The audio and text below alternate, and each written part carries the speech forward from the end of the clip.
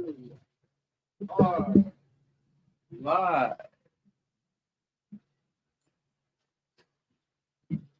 All right.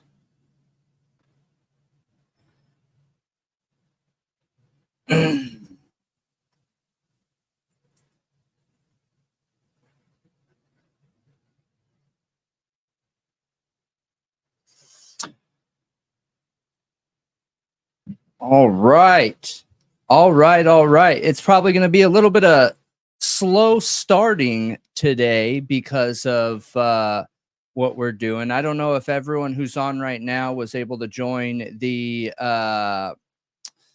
members live stream last night, but I accidentally showed my analytics on the screen, and I think that had some other creators asking questions, wondering, you know, what we were talking about with some of the issues we're having on the channel. So that's going to be floating in the background so you guys can see. We'll see if it actually happens tonight, but let's dive right into it. So welcome everybody to another episode of the True Crime Talk Show, brought to you by Thought Riot Podcast. My name's Brendan. I'm Malia. Yes, and welcome to the show. As you know, you can find us on every major podcast platform, all of them, every single one of them. And you can search us at Thought Riot Podcast, at Thought Riot Podcast. So if you are on any of the social medias, you can also find us at Thought Riot Podcast, except for Twitter. Twitter is the only one. It is Thought Riot Pod. We also have a Discord and a Patreon, a Discord and a Patreon, and both have free. Well, the Discord's free, okay? The Patreon has a free tier. So we'll get those posted here for you, but I'm super excited for tonight. Between yesterday and today, I went on a little bit of a rampage on true crime updates. So yeah, I have a lot I want to talk about for cases that we haven't covered yet, for cases that I'm looking forward to covering, and everything in between. Yeah, I have some things I definitely want to talk about too. So for everybody else, if you don't know anything about the conversation and the analytics sitting there in the background, just ignore them, okay? They are for some content creators that we are helping out that want to see if their channel is being messed with. Also, you guys will be able to see if you're that person, you know what to look for. Okay, everybody else, just ignore it. Hang out with us as normal. We'll be talking and going into the show like every other time. So yeah, let's get into it. I mean, I'm fully loaded tonight. I want to talk about Rust. Rust is popping off right now. And they just had, okay, so Rust on the movie set, right? You know what I'm talking about? Kind of. Okay, well, that case, there was just so much to it and so much going on that I just got really bored really quick and couldn't focus on it. Like my ADD doesn't let me focus on it. Yeah, there is a lot going on. And so what is interesting though is, so they had three main people that they were going after, okay? And one of them took a plea deal. The other one, the other two are essentially pushing back and fighting it. And they just finalized one of the cases, and it didn't go the way that I think she wanted. And there's just a lot of madness to it. So here, I'll pull it up real quick. I want to make sure I get the names right. Okay, so Hannah Gutierrez Reed. She was the safety, the firearms safety expert like type on person. site. Yes. The firearms safety expert on site. And what is interesting is like, as you can see on our thumb, you guys, there's an image of her on there. Okay. And so she fought back. She went to bat saying, I just saw one of those dips. For those of you that are wondering, that's what I'm talking about. You'll see it again. But for with her case, okay, she pushed back. She didn't want to take any accountability. Okay. I wonder if it has a little bit to do with her age, but so she went to court, she went to full trial and everything, and she was found guilty, right? And this is one of the cases I'm going to be going into on the Thought Riot podcast show, the actual podcast itself. But I want to just do an update. So this girl, Hannah Gutierrez Reed, was found guilty and was pending sentencing, okay? And I feel like this is going on a lot lately with the jailhouse calls, because she was making jailhouse calls pending sentencing, all right? And this is the gap of difference that she could have received here. So she could have literally gone home and been on ankle monitor, weekly check-ins, and classes or whatever, like easy time, house arrest. Yeah, essentially just house arrest. However, they could have figured it out, okay? But there were quite a few options where she could have went home. The maximum sentence was 18 months, which is prison time, okay? Because in a jail, the maximum is 12 months. Right? So, no one thought she was going to get the 18 months. This Gutierrez, Hannah Gutierrez Reed here. I'll try and find a picture real quick, but no one thought she was going to get the 18 months. Go ahead. Are you talking about the judge's decision in the sentencing? Yeah, but do you know why? Did you hear about the calls while pending in jail, waiting for the hearing? I think so, but I'll let you explain it.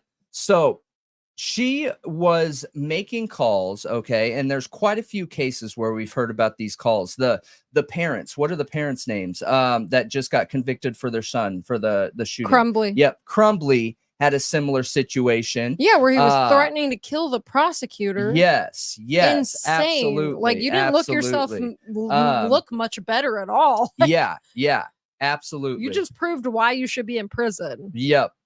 Well, this wasn't very different. So she's on the jailhouse calls with family, right? And she's telling her family that this judge is an idiot. This judge is on the take. The prosecutor is on the take. These people don't know who they're messing with. Yeah. And I'm really surprised at a lot of these cases, because like, you're in jail, and how do you have such a big head? You know, is this a Hollywood type thing? I'm a little bit surprised the Crumbleys have such a big head. But with Hannah Gutierrez, like, she's a younger girl, and she thinks that she's really going to get one over on the prosecutor and get one over on the judge, putting the judge down and saying that the judge is on the take. I just don't see it happening. You know what I mean? There's just no way that that's going to happen. So she goes to court for sentencing, and she makes a statement. She breaks out in tears, okay? After all these phone calls of showing absolutely zero accountability, absolutely zero remorse, empathy, or anything in between. Absolutely none, okay? And she goes to court, and they give her the maximum. After, the judge did. Yeah, after she gives a statement. And the judge was harsh. Like, really, really, really harsh. Here you go, guys. Bam. Hannah Gutierrez Reed. But we'll keep it on this here, so that I won't go into that whole thing again. Just watch from the beginning if you're curious why this is in the background. So yeah, what is going on with people that are being convicted and they are talking on the jail phone intentionally to be heard?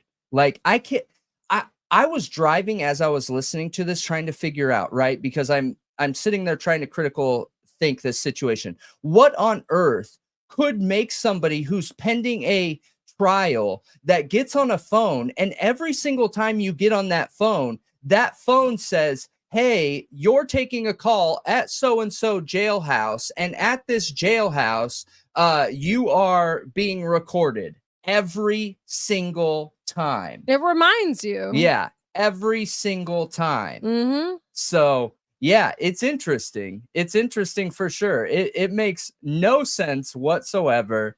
And it's definitely interesting. Yeah, she screwed herself. She did. She did. And the Crumbly, what's his name? His first name, whatever. Crumbly just did the same thing. Yep. So she ended up getting 18 months. She's going to hard prison time because of that, I think, because of those calls. Now, a lot of people are saying that she probably would have got that anyways, just because the severity of her inability to do her job. But I don't know. No one's going to know. Nobody's going to know. Yep. You know? Yep.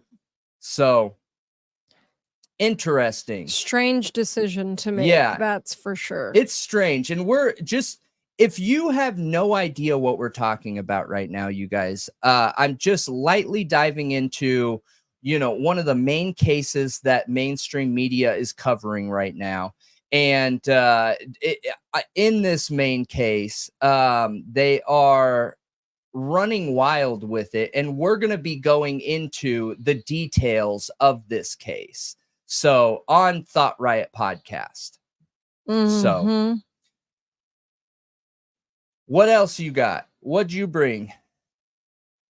Well, for one, there is a crazy story going on right now, and I'm pulling up missingkids.org, which is like an official Amber Alert website. You should probably pull this up. Okay. It's on Twitter.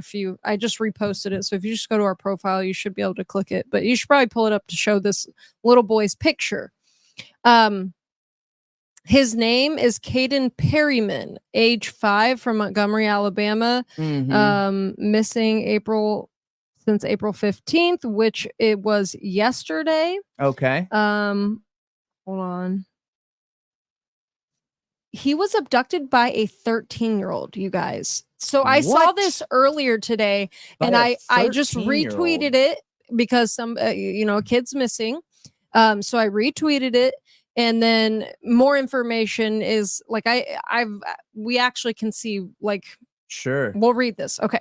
So the state of Alabama has issued a child abduction emergency Amber Alert. The Montgomery Police Department and Alabama Law Enforcement Agency asked for your assistance in locating Caden Perryman, a black male, 5 years of age. Caden Perryman was last seen April 15th, 2024 at 9 p.m. near Gibbs Village in Montgomery, Alabama, and is believed to be in extreme danger.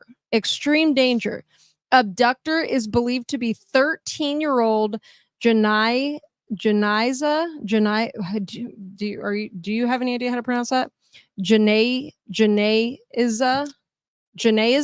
I'm not sure. Gunn. Janaiza Gunn. Yep.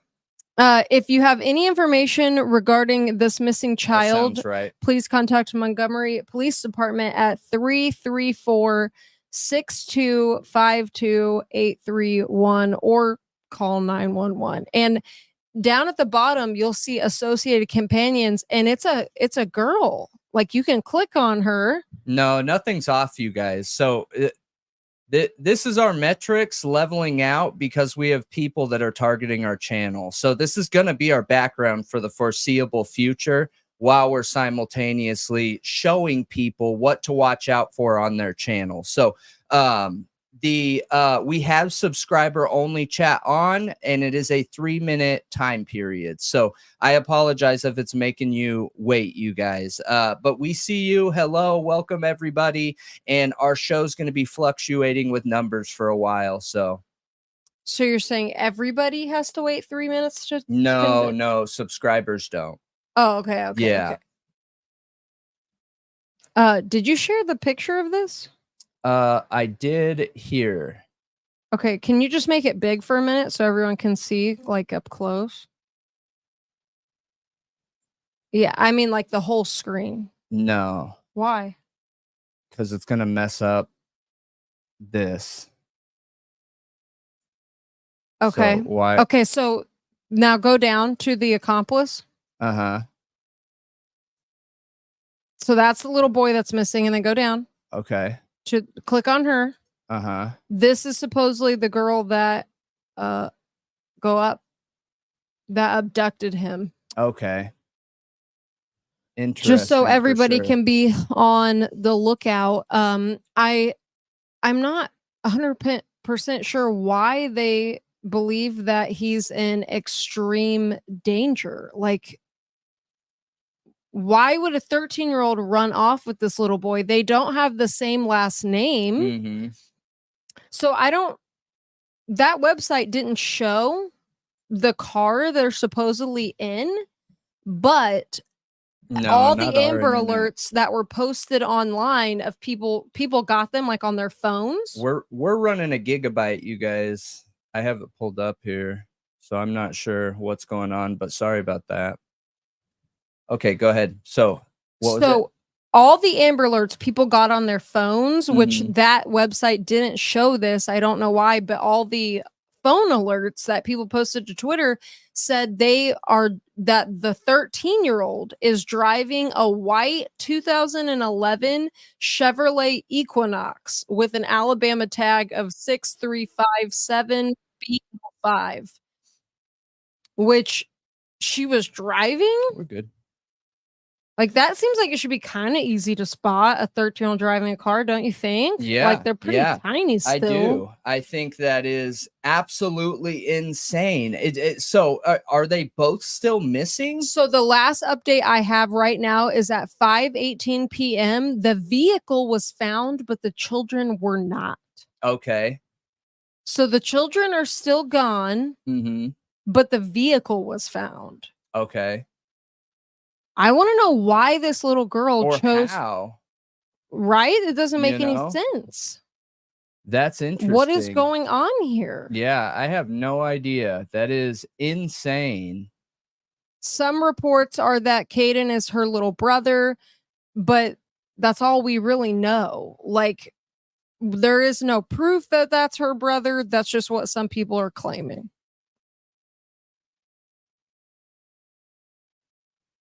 Yeah, you guys just stay on the lookout. It's really weird. Yeah. It makes no sense. We don't have much information on it. But if you are especially anywhere near Montgomery, Alabama, or in the surrounding areas, definitely keep an eye out, because this is scary and it sounds like a dire situation. Yeah. Yeah. That's interesting for sure. But that's it. I hope that they're found. I hope that he's okay. And her too. I mean, but it kind of sounds like she's the aggressor and like she could possibly be harming him, which is really scary.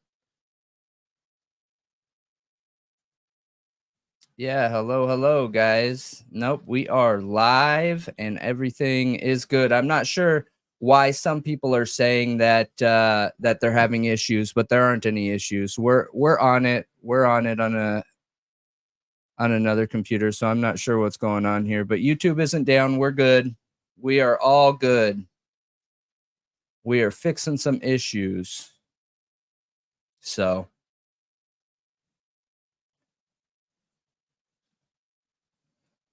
Yeah, what's going on is probably 90% of our chat was not real the past month, and you know, there's been an investigation into it, so now we finally get the green light to call it. So yep, we're gonna make the chat back to what it was now after we've let it kind of go awry for a while. So welcome everybody. Welcome.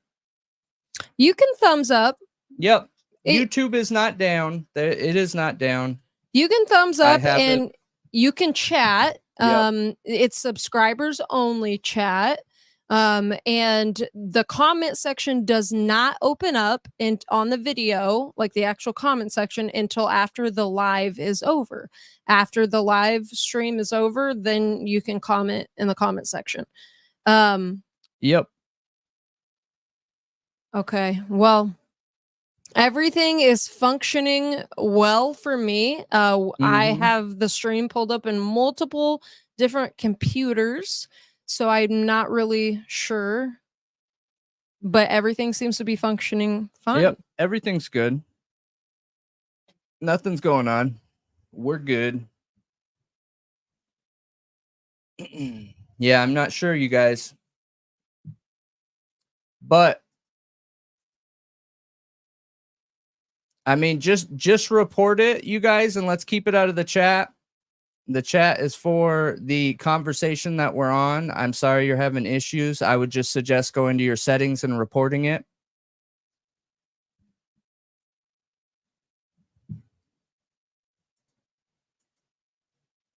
All right. So yeah, that's insane. I mean, do we have any other details around that situation? No, that's it. Like, Okay. it's probably her little brother. It sounds like what's interesting is in this report, he's in danger. Yeah. She's not. And she Right. abducted him in a car, Sure. drove it somewhere, ditched it, and now they found the car and not the kids. So, I mean, that's wild for a 13-year-old. It is. Though. At And does 13? that 13-year-old have any other explanation and or background of criminal activity or anything like that? Not that we know of. I have no idea. There's nothing that I have been able to find so far, but you know, I'll keep an eye on it. And tell you guys if I find any more. Again, it's Caden Perryman. He's 5 years old, and this is happening in Montgomery, Alabama. And he's with a 13-year-old, Janaeza Gunn, who, I mean, they're both, you know, I mean, they both look like pretty thin, you know, like average build kids. Yeah, but it's just strange to hear a 13-year-old drove a vehicle. Yeah, I was just giving the description, but yeah, that's what weird. doesn't make sense here. That's what's not adding up here, is that we have a 13-year-old that is using a vehicle that is, you know, years away from being, you know, 16 and able even to get a driver's permit to start learning to drive. You know what I mean? It's interesting. It's interesting for sure. It doesn't make a lot of sense. I don't understand it. And I just really hope we find these kids okay. Are you going to repost the missing persons and everything?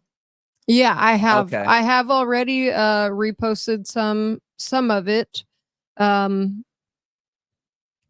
There's just something else that popped up. I just can't believe it. Like, it just seems so weird. But I'll repost this because this is a pretty good explanation too. But yeah, if you guys aren't following our Twitter, it's at Thought Riot Pod, where, you know, we've been trying to put more effort into that platform, reposting things. Our live stream is also over there on X. I'm sure some of you are over there watching us from there right now. Yeah, absolutely. Absolutely.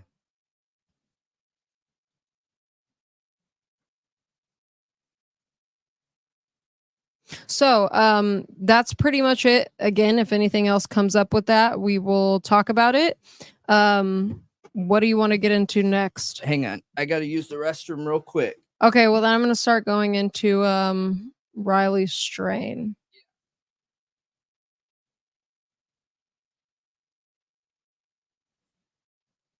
Yeah, it is scary. It is a really scary situation. So, there's been some updates that we haven't talked about in the Strain case. Last we talked about it, we talked about the pants that were found under the bridge where Riley disappeared in Nashville. If you guys haven't been following this case, Riley went missing. I believe it was March 8th, if I'm remembering correct, from Luke Bryan's bar in downtown Nashville. And he went 14 days without literally hardly anything being found, just his debit card. Just a little bit before you get to the James Robertson Bridge in Nashville, on Gay Street, literally right up against the Cumberland River. That was the only thing. Other than that, he was like gone without a trace. There was video footage of him running and falling and being super drunk, and body cam footage surfaced. It was really mysterious, because then suddenly he's just gone. Like, he goes to that bridge, it's like a time portal opens up and he goes in it and he's never seen again. You know what I mean? It was like that sudden, like just gone. His phone, his watch turn off. That's like where the last ping was, and that's it. Well, he was found March 22nd, about anywhere from like 5 to 8 miles down the river, downstream. Because I think when we last talked about this, when we were looking at the address he was found at, well, it sounds like the stretch from that business that he was found at, like near in wherever they operate on the river, is a couple miles long. So it could be anywhere from like 5 to 8 miles. I don't think we have an exact like location that they've given the public. We've been awaiting like the official toxicology report. We've gotten some autopsy stuff back, like no water in the lungs. He was found with just his t-shirt and underwear and socks on, and Apple Watch. He had his Apple Watch on, but no pants, no belt, no boots, and no phone. We had major questions in this case because his phone and his Apple Watch seemed to turn off at the exact same time, and that just doesn't seem to make any sense. If he had fell in the river accidentally, his watch should have stayed on until it died. Honestly, it should have stayed on until it died, unless it was cracked or something like that. The phone should have at least stayed on for like a few minutes at least. So them turning off, very sketchy, very, very, very sketchy. So since then, his parents wanted a second autopsy. Their autopsy also came out with the same results of no water in the lungs, but also no head trauma, which, with it being a dry drowning, doesn't make a ton of sense from, I don't know, what experts have said, medical examiners and such. Also, we watched a body farm expert out of Tennessee talk about the pants coming off and how that didn't make much sense. He believed they were taken off, and he is like the body farm expert down there in Tennessee. Well, his parents, there is a News Nation special interview with Brian Inton coming out today, and they're leaking little bits of it. And there's been big questions around Riley's case of whether he was drugged at Luke Bryan's bar, because he had 2 waters and 1 drink. Well, they did go to a couple bars before that, and he did probably, obviously, drink before he ended up at Luke Bryan's bar that night. But the fact that he had 2 waters and a drink and then got kicked out because of Luke Bryan's policies, conduct policies, is kind of interesting. Well, his mom came out and said in the interview, which I reposted on Twitter earlier today and said we would talk about tonight. She said that Riley actually texted her that night and said his drink didn't taste right. No way. Yeah. Like, did she give what time? She didn't give a time, but Do you want to pull up that clip on our Twitter? What clip is it? It is her just saying that exactly. Sure. About the drink. Go down.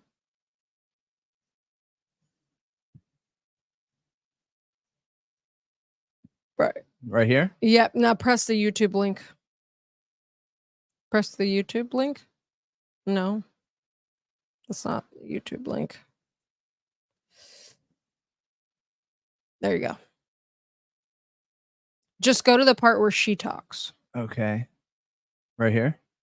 Is she talking? Is that what it looks like? I haven't watched this. I keep going because I don't know. Does someone else speak? It should be just her face. No, that can't be it. Okay. It should be a close up on her face. Okay. Right there. That looks All right. Okay. Here we go.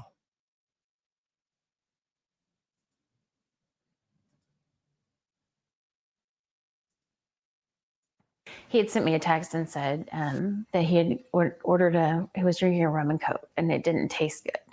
And I said, well, you probably shouldn't drink it then. He goes, well, it tastes like barbecue. And I go, well, that sounds awful. And he said, well, it sounds good, but it's not. When a rum and coke normally tastes the same, I mean, that's not something that you really normally tastes any different. Right. It has a very consistent taste. Yes. Yes. And that's why I'm like, you probably shouldn't drink that then. Do you think that could have something to do with what happened? Yeah, maybe there was something in it that shouldn't have been. And so, Marky, this is now one of the things that the family is zeroing in on, questioning, could this have had something to do with him? Yeah, if YouTube is still messing with you guys, I apologize for that. I don't know what's going on. My only suggestion would be to let YouTube know that it's messing up. Is the only thing that I could suggest. I expected our live stream to fluctuate pretty severely just with how big of an issue we've had. But I don't know what's going on with actual YouTube itself. So I would just submit that there's a problem to YouTube, you guys. You know, we always follow the policy, YouTube policies and everything. So I'm not sure. I'm not sure. I wish I could fix it for you. But that is insane. Absolutely insane. Insane, right? Yeah, the only thing is what could taste like barbecue? The only thing I thought is like, is it a Bloody Mary? No, it was a rum and coke. Oh, they actually said what drink it was. Yeah. Okay. I thought that was Enton saying, could this taste like that? Okay, I got you. I missed that part. So he was drinking a rum and coke, and he said it tastes like barbecue sauce. So I know that he just said it tastes like barbecue. Listen, I have no idea what those types of substances that support assault do or taste like. I've never been around or involved in anything like that, so I'm not sure. But what I will say is the only thing I know, which doesn't apply to this case, is that a poison, a deadly poison, tastes like almonds. That's the only thing I know. There's something going on. Okay, there could be. I just, without seeing it, I unfortunately can't help anyone. I'm starting to see an issue, but it's not to the extent that other people are saying they're having issues, and it sounds like it's site wide. It sounds like it's not just us. It sounds like it's literally site-wide. So Sure. sorry, you guys, there's not much we can do about it if YouTube's server or is having issues or anything like that.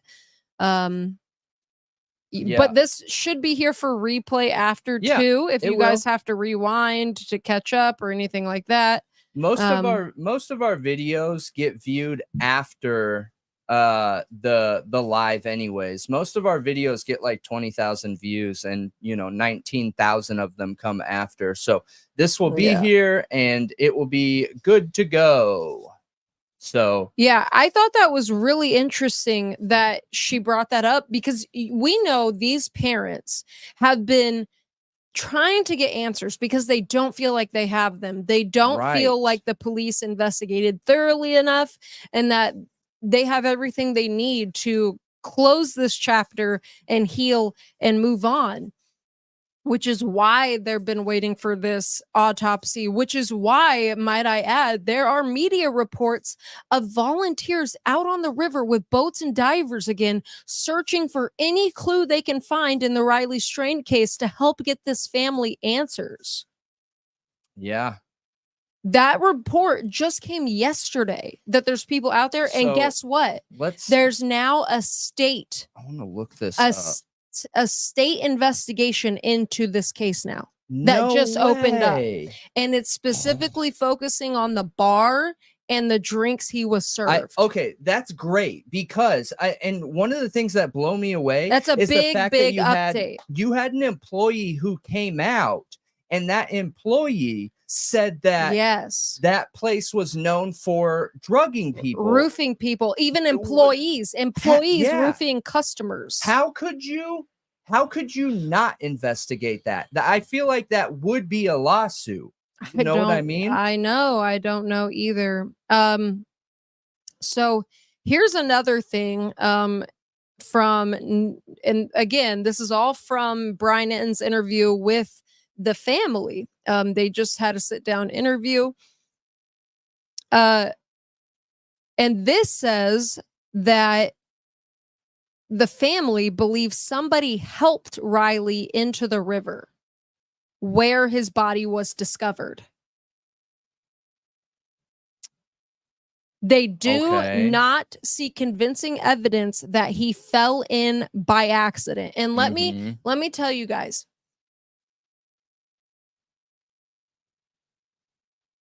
where he fell in, and I don't, one really good way that you can see exactly where they're saying he fell in under this bridge, the drop is far, like definitely it's got to be over 30 feet.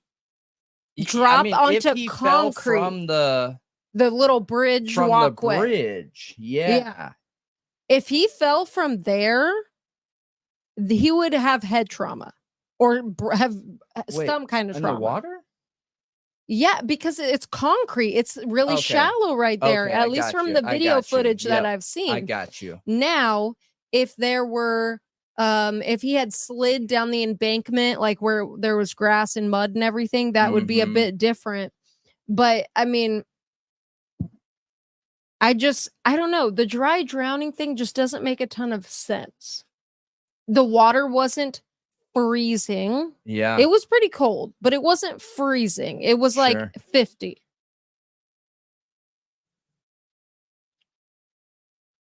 So, I mean, do you think that's cold enough to cause like a spasm like that? No, I don't. I would need to look into the science of it a bit more. What degrees could cause that? Yeah. But it doesn't seem cold enough to me, but I can look into that more. Well, I just totally lost my train of thought. Yeah. Oh, and why was his credit card found down This further? is going to be the new background period going forward. So I'm confused about the credit card too. Listen, and now we have reports that a homeless man supposedly found a phone and threw it in the river. Just found a phone and threw it in the river. And there were some actually News Nation reports that came out recently about the so apparently the family got a hold of this homeless guy that they've been trying to get a hold of for like a month.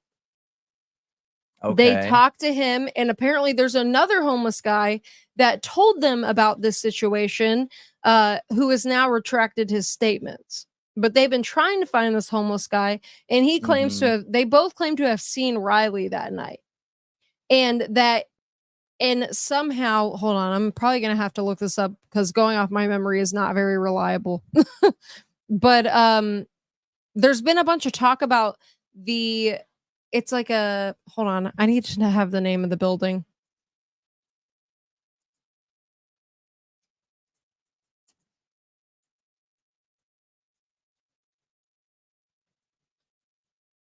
Because it seems like there could be more camera footage.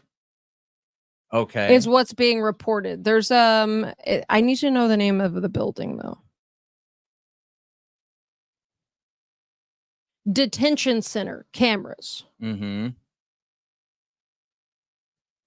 this is past the bridge, I believe.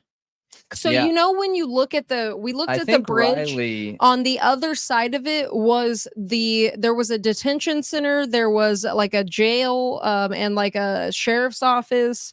That's basically all that was past that bridge once you came out on the other side of it. No, we know who it is, you guys. 100%. Don't worry about it.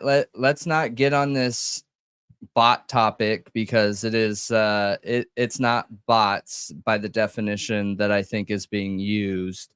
For our other streams, it is it's people. But that's okay. This will fix it. Not this, but how we're handling it.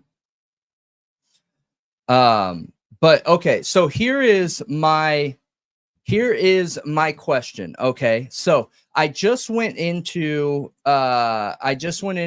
search and looked up what drug smells like barbecue or tastes like barbecue. Okay. And if most of you don't know, a lot of times heroin has a vinegar smell to it, which is also the base of most barbecue sauces. So if you were to put something like that in a drink, could that have caused someone to be so insanely messed up that, you know what I mean? Why would you ever do I have that? no idea. It sounds like a complete and total waste of a substance, and that is not classically used as a drug to, assault someone in that way that we've ever seen. Could it be? I have no idea. It's not like I have a lot of experience in these types of things. You know what I mean? So I was just thinking, could it be there's some kind of drink at whatever, because she doesn't say what bar he was at. Okay. Could it be a drink that's in, what was it, bourbon and Coke? Rum and Coke. Rum and Coke? Yep. Okay, it was rum and Coke. So could it be a certain kind of rum they have, or a special rum and Coke that has something else added to it that makes it kind of taste barbecuey? I mean, you are in Tennessee. You are right? in Nashville.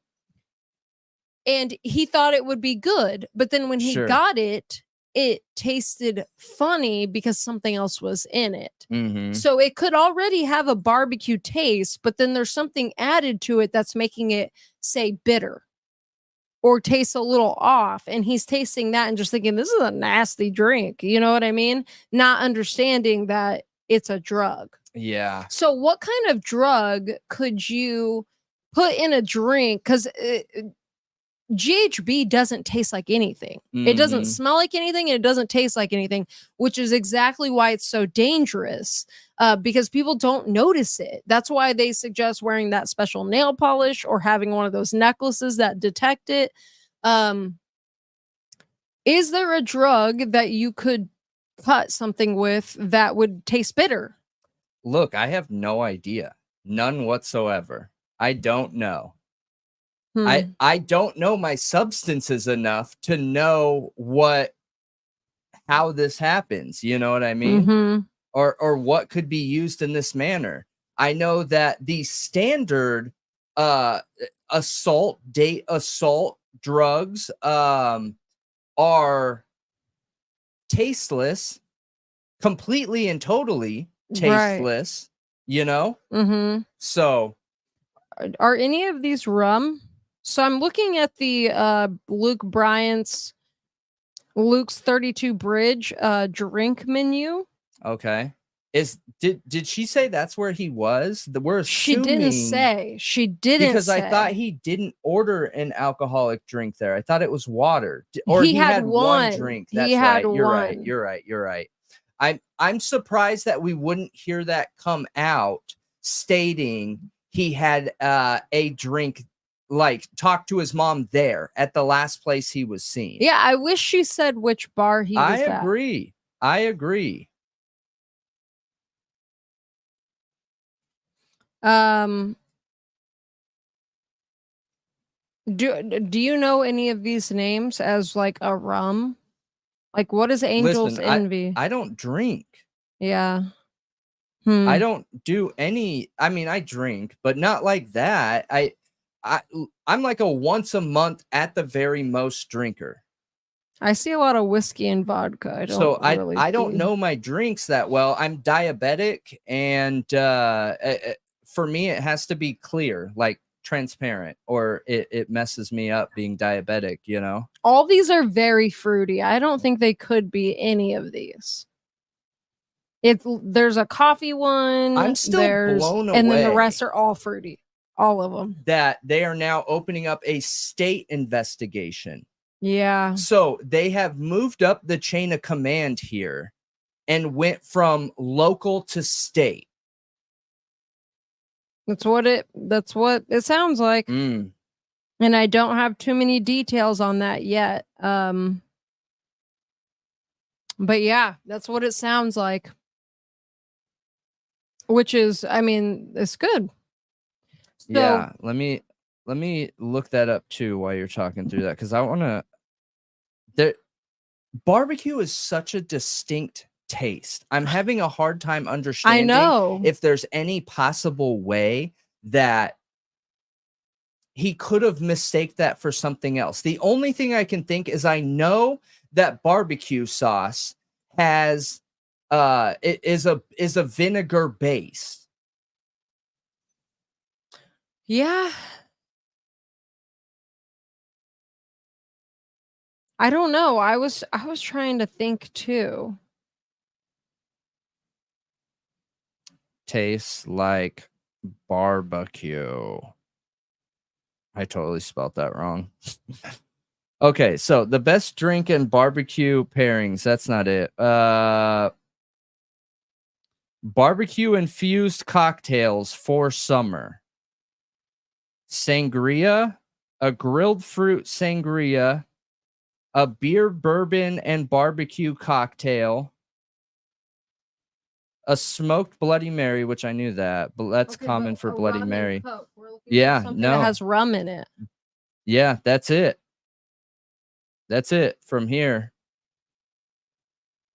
I wish I knew where they went before they went to. Oh, we do know. What?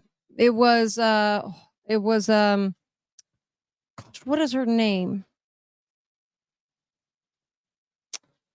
Hold on. I did know there were two other bars. Okay. Miranda Lambert's bar, whatever that is. Right. Okay. Do you want to look up the other one? I'll look up Miranda Lambert.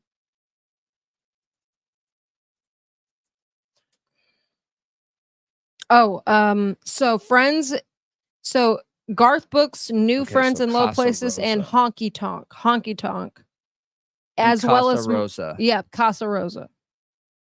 Casa Rosa barbecue drink. This is a huge deal. Has the community been blowing up about this?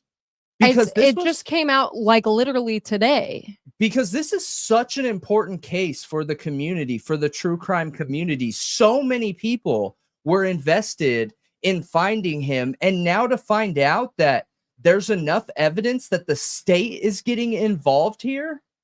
Yeah, it's a huge deal. It's a big deal. Mhm. A massive deal. All right, so Casa Rosa tequila, no. Did you find their drink menu? No. I mean, I'm on their menu here and just trying to quickly look through it. Did it give any other details around the parents, and if the parents know somebody at in the state, Tennessee state investigators or law enforcement? What is it, TBI or whatever? I have no idea. I don't know what jurisdiction. I don't know anything. I just know that the state is opening investigation, and it has to do with the bar specifically. Well, I'll take that. I will absolutely take that, you guys. We knew as a community that something didn't feel right in this case, in the Riley Strain case. We knew something wasn't adding up. The math wasn't totaling correct. And this is at least a confirmation that it's worth looking into more. Mm-hmm. You know what I mean? I agree. And I think that's important. I think that's really important. Really, really, really important. You couldn't find a drink menu? No. I mean, I did. I found a basic drink menu, but it didn't go into... We're looking for a rum and Coke, right? Isn't that what we said? Yes. Yeah. So that's infused with barbecue or something. I don't see anything like that. Nothing.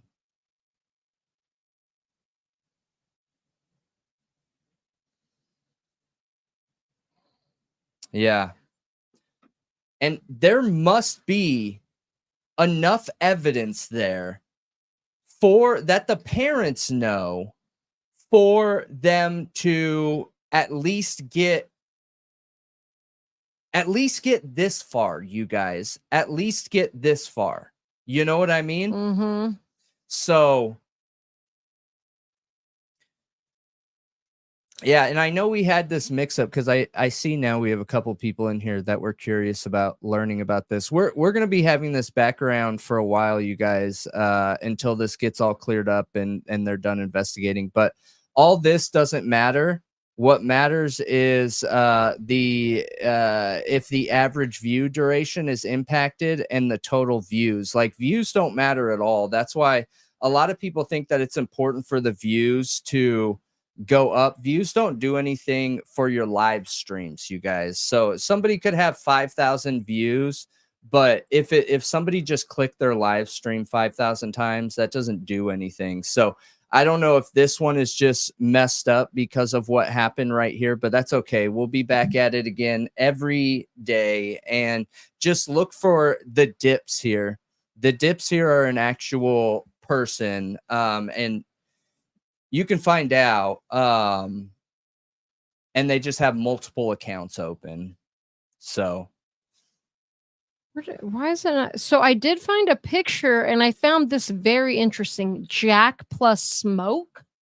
So they might... the Garth Brooks bar might have smokier... Yeah, is that liquid that you that's that smoke liquid that you can put on like chicken or steak or whatever? Finland uses that liquid smoke a lot, but yeah, Okay. you can... maybe they're adding liquid smoke to drinks. I guess that's possible. Maybe that's what was added to his rum and Coke, was liquid smoke, because that would make it taste kind of like barbecue.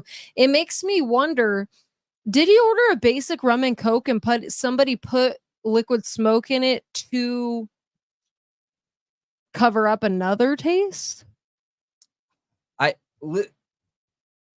The main chemicals that you have to worry about for like the, date assault type drugs that are out there are the ones that don't have a taste. They do not have a taste. So I don't know or think or believe that they need to add anything. Just being added, like GHB, just being added to a drink, you would not taste it. You would not be able to taste it. So some drugs that have been used to spike drinks You'll include see it right here. Include ketamine, Valium, GHB, GBL. Okay. So any tranquilizers or benzodiazepines or Rohypnol, ketamine, GHB, or GBL. I mean, okay, I feel like I can rule out ketamine. Okay, because ketamine doesn't do what we saw in that way. Ketamine takes a person from 0 miles per hour to 1,000 like that. Okay, and it's called a K-hole. So if you're that messed up, I mean, yeah, but if it's mixed with alcohol and a significant amount of alcohol, it has such a short lifespan. Ketamine does. You're talking like 10-15 minutes maximum. So one thing that could taste very bitter is a crushed up Valium or Xanax. Yes. That could taste bitter. It could. And disgusting. Yeah. So, absolutely. Covering it up with a barbecue infused drink or like liquid smoke, because liquid smoke, I don't know if you guys have ever used it, but it's intense. Like it is pungent. I honestly can't imagine drinking it. It really grosses me out thinking about that. Yeah. But it's interesting looking, because I was like racking my brain, like what else could it be? I didn't even think about a crushed up pill. A crushed up pill, I mean, think about it. People have way more access, you would think, to Valium, Xanax than like GBL or GHB. I mean, listen, you don't even have to obtain it illegally. Such a big deal that one, you could have find somebody with a prescription. Thank you for saying that also. But one, we're talking about fraternity guys. Do you really think being in a fraternity, after everything that we've read, seen, or heard, that they wouldn't be able to get that? You know, GHB is not only used for assaults. It is also a party drug used. Correct. Yep. Yeah, correct. I get it. Yeah. I don't know. The toxicology we're still waiting on. The police are claiming it takes weeks and weeks to get it. So we're still waiting on that. And waiting on, because the parents was done after, the Nashville Police's autopsy. So yeah, we don't have any toxicology reports yet. I know the parents did request additional testing. So I'm assuming, considering Riley Strain's mother's coming out in here and saying, I'm concerned he was drugged, he told me something was wrong with his drink, that it tasted gross. She's thinking about that. And I'm sure they requested the test to test for GHB, because on a normal toxicology and autopsy, it is not standard, which is so confusing to me. I don't understand that. Why is it not standard in a situation where somebody was drunk? I mean, so I agree with you. There should be certain details that should require it to be standard. However, as we were looking into the smiley face theory, you guys, SFK theory, we looked into why GHB is not tested for. So it requires a completely separate test panel that is different from the standardized test panel. And it costs a lot of money, a lot of money. So for whatever reason, it's not done in any setting. It has to be specifically requested by law enforcement. And that's why people believe that the smiley face have gotten away with what they've gotten away with for as long as they have. You know, it's interesting. It's interesting for sure. It makes me wonder, especially in situations like this. It makes me wonder, you know? Agree. So, yeah, I don't know like that. I don't know. I have no idea, but I do know that as we're getting more details into this investigation, I'm just glad that the parents are finally able to get details around their son's disappearance and or death. Yep. You know? I agree. I'm glad that they are not giving up and they're really keeping his case alive. They're talking about it. It feels like they know what they're doing, you know, even though I'm sure they have no idea and are so traumatized. And, you know, they said that basically they've had time to process things more. And then they came out and did this interview and talked about that. So this is a quote from Chris, which is his stepfather. If he truly fell in the water and you can prove that to me, show me. I'll accept it. But I can tell you from all the stuff that we've done as far as searching, looking, taking pictures, I don't feel like it's really possible to happen. He may have fallen. Somebody helped him in the water. So why do they believe that? I think that's a very obvious question, right? That's the obvious question, is why there's do they no believe cuts or scrapes or anything on his body, which is a good point. If he fell, then why is he not cut up in some way? Why does he not have like bruising? Like you would think falling in a river, trying to get out, you think there would be something. Eat it. He did eat it. So, I mean, did they find bruising and scraping from that? I don't know. We don't know. Oh, and this is why I think that we deserve and should have public transparency around all of these things. All of them. Everything. I think it is the only way. Because we don't know. Look, if the state is willing to look into this, how do we know that somebody else isn't there at risk?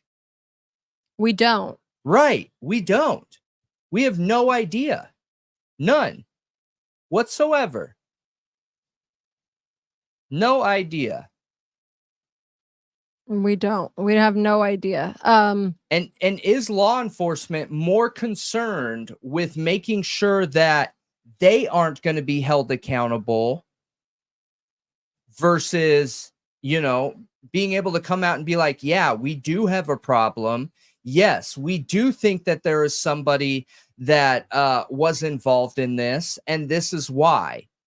You know, I always go back to the public servant. Law enforcement is there to serve the public. Agreed. It just feels like they don't, I don't know. It seems odd that they don't seem to want to look into this anymore. Like, why? And also that homeless wish I man knew. suddenly retracting his statement after claiming to have seen Riley.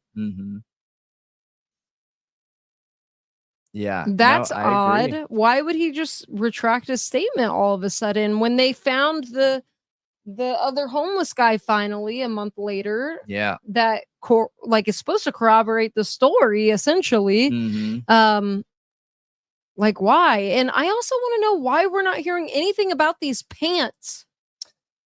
Why has there been The only thing that I can nothing? think of is the fact that they aren't Riley's pants. I maybe. would love to pull that picture up again and look at them, because I believe Riley's pants were a lighter blue color. You know? So It's on. It should be on my message to you on Discord. okay.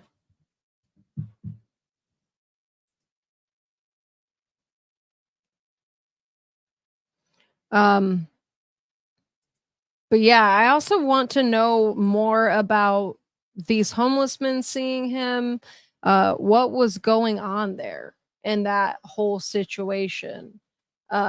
Also, did you know that the fraternity brothers have not talked to the parents at all? Is anyone surprised at that? You know? The parents seem to be a little bit. I'm not surprised by it because we know what is required by Yeah. fraternity members. Mm-hmm. What's required by fraternity members is no talking. They aren't allowed to. They are not allowed to.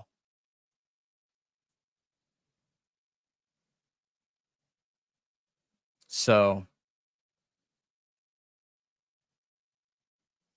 it's interesting. It's not surprising though. You know what I mean? It's Mhm. interesting, but not surprising. So as I'm looking into this, I just hope the rest of the community there is safe. I don't feel like it is because we see employees from that bar coming out and saying, "Hey, we have a problem. We Sounded have like a a massive manager. problem here." You know? It sounded like a manager that, like, Well, the someone manager who, is the one who came out and said something. yeah. So, yeah. I think it's also really interesting that, so this detention center that they're talking about, there is video from it that we've seen. It's just north of the last pinged location on Riley's phone. It's on, I agree. huh? Someone was just saying frats should be banned, and that's an argument that we've talked about multiple times. And I agree. And other countries don't allow fraternities in their universities. So, you know, So they have some really good pictures, it can be apparently. done. Yeah, from this camera on the detention center that there's apparently has a really good picture. Well, come to find out, the family found out that it has 3 more cameras on that building Mm-hmm. facing different directions. So why haven't we seen anything from it? They're wish saying I they want to knew. see that video footage. Yeah. If I was his parents, I would too. I would too. Absolutely. One was pointing back to the bridge where he went missing, possibly. So Mhm. I would really like to know if there's anything there, because it could possibly be footage showing what happened to him, Right. is what it sounds like from the way it's angled. Yeah. Yeah. So this Absolutely. homeless guy that the family friend came out and talked about, Chris Dingman, on Vargas Report, and this is from about a week ago. He said this is the last person that was said to have talked to Riley on top of the roadway. Up on top of the roadway. Does that mean they believe Riley went up on top of the bridge at one point? It feels like that, unfortunately. I mean, that's what we've wondered for a long time. It's like, okay, they keep talking about a bridge. Where is the bridge? Like, where is he going in at the bridge? You have 2 sides in the middle of the bridge, and I think that's really important. I think that can prove or disprove anything. You know what I mean?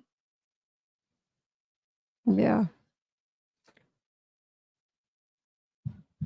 So the other person said they had seen Riley possibly stumbling into that little fence right there. They asked him if he was okay. He said, yeah, he's just drunk. And they put him walking underneath the bridge north, passing through the detention center area. That was huge. Which, yeah, that is a huge deal. It's odd. It's really odd that supposedly that, I mean, it's sounding like they're putting him on top of the bridge, which doesn't make sense to me. Yeah. Because that best sells the story of law enforcement. Well, it sounds like the homeless man, they said on top of the roadway. This homeless man is the last person who talked to him. Yeah.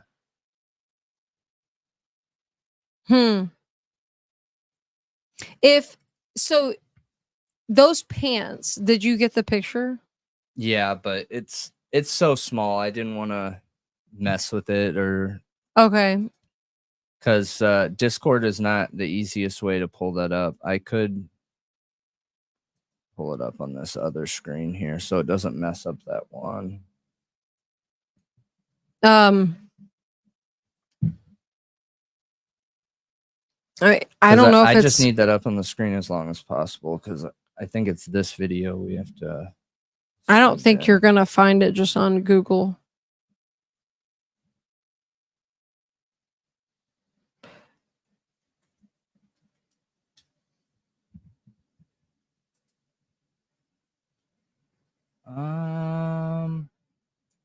Let me see.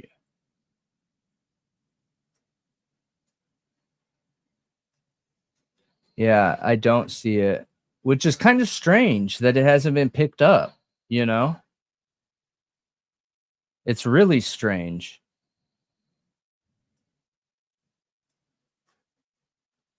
But look, so this picture at least shows how light his pants is.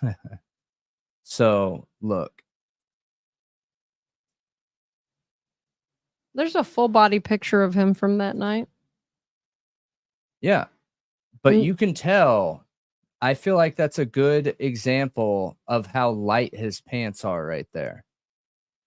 Look how light that is. I wouldn't even call that, you know, a darker jean.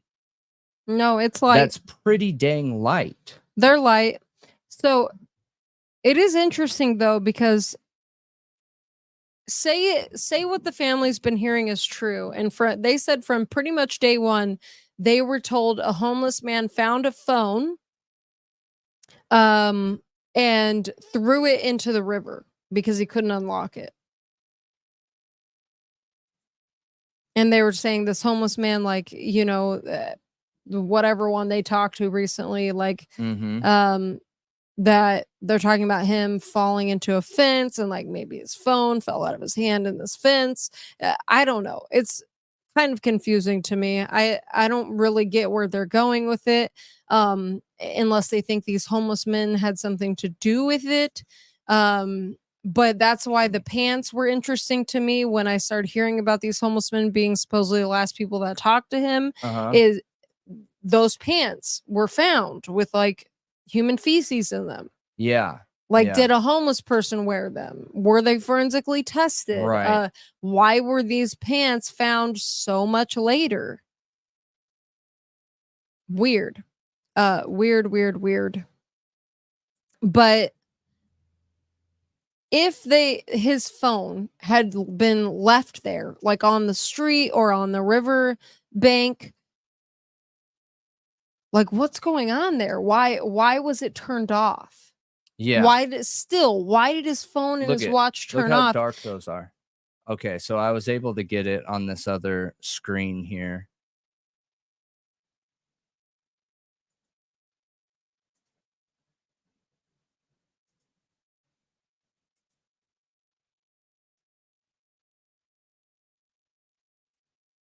I just don't understand how they would have turned off.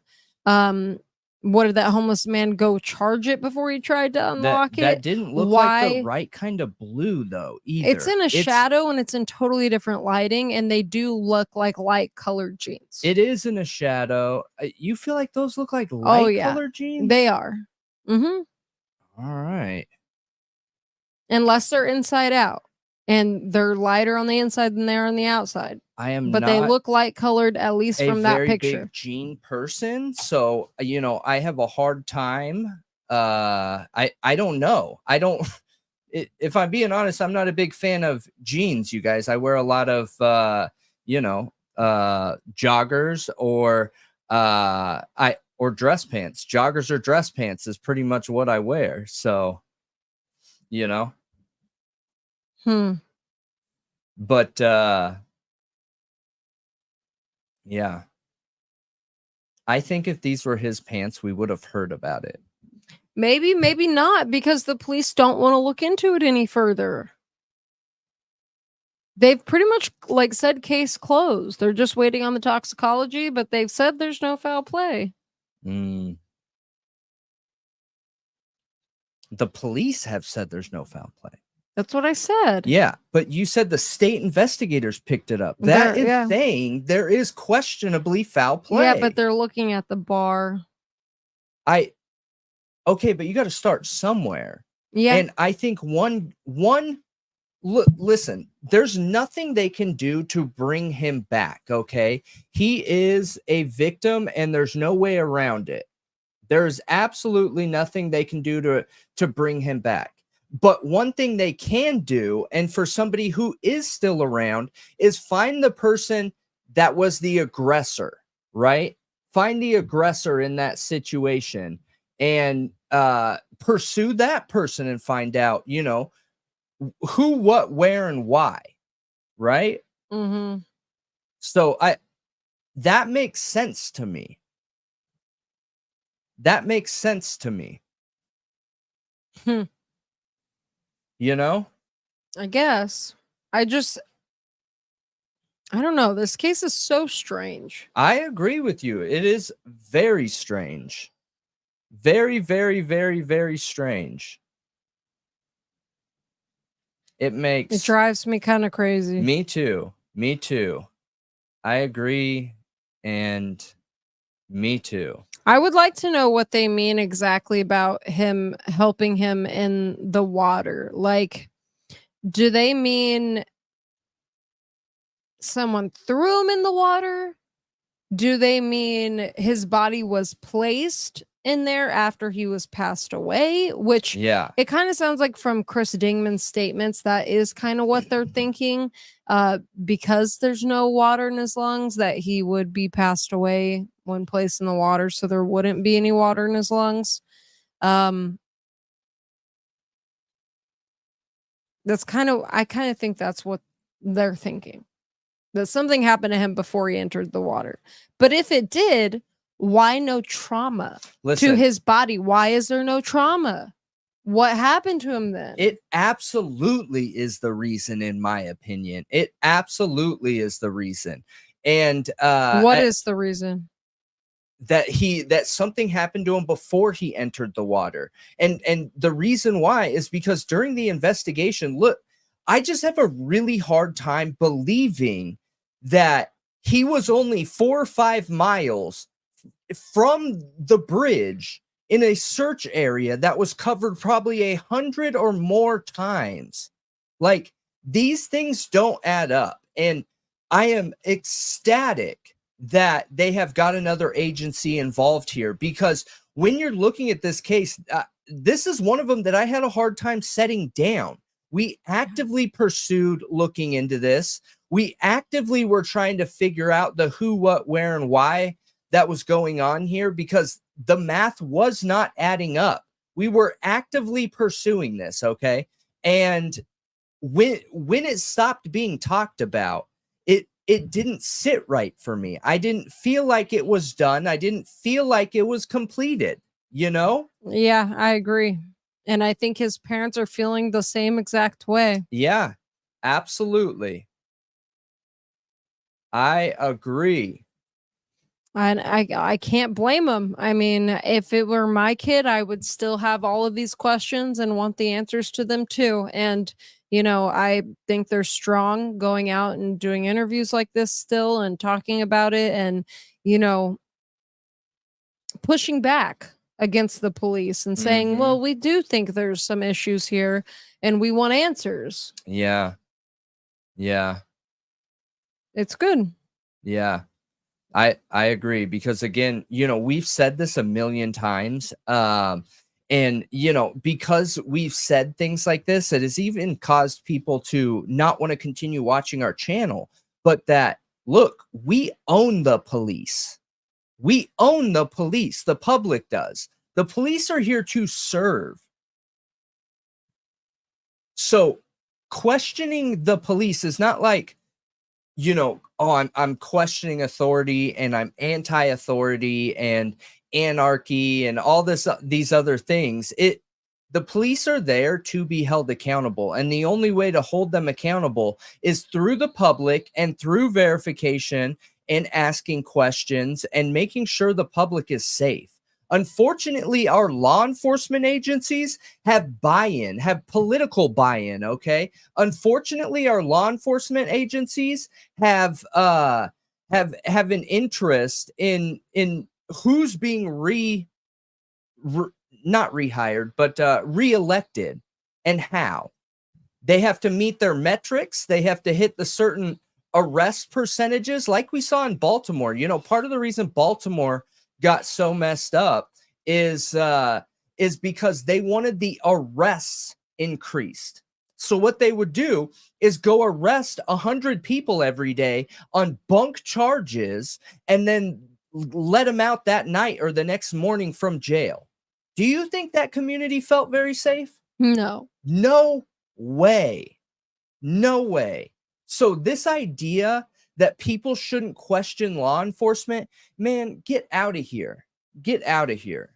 Scrutinizing law enforcement helps actually build trust from the public when they are open and transparent in return. When the public is scrutinizing the police and they return, it does. the favor or, meet that scrutiny with transparency and being honest and upfront, it builds the relationship. It doesn't hinder it. Now, when they start battening down the hatches and like keeping secrets and making it us versus you, that's when things go bad. Scrutiny helps them do their job better. It helps everyone, the community, do their job better. It helps everyone the community. It's do their job very better. much needed, and that's literally the basis our system was built on. So I agree with you. Let's honor it. I agree with you 100%. It's the checks and balances. It's the public owning the public servants and having control over them so that, we don't have a tyrannical government. Yep. Exactly. And I agree, Tina. I think that is what's wrong. I think we do need to speak up more. Everyone's so hypersensitive from a militarized police force that people don't feel safe speaking up, and law enforcement is too sensitive when people speak up. You know what I mean? So the only way to manage that is to desensitize both sides and both parties to it. That is the only way.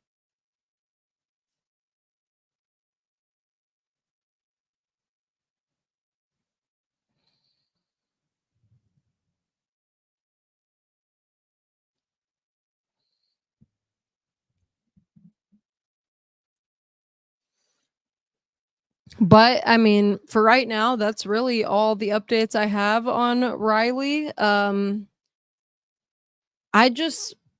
really think something more happened to him that night than just an accidental fall in the river. And I have felt like that pretty much from the beginning.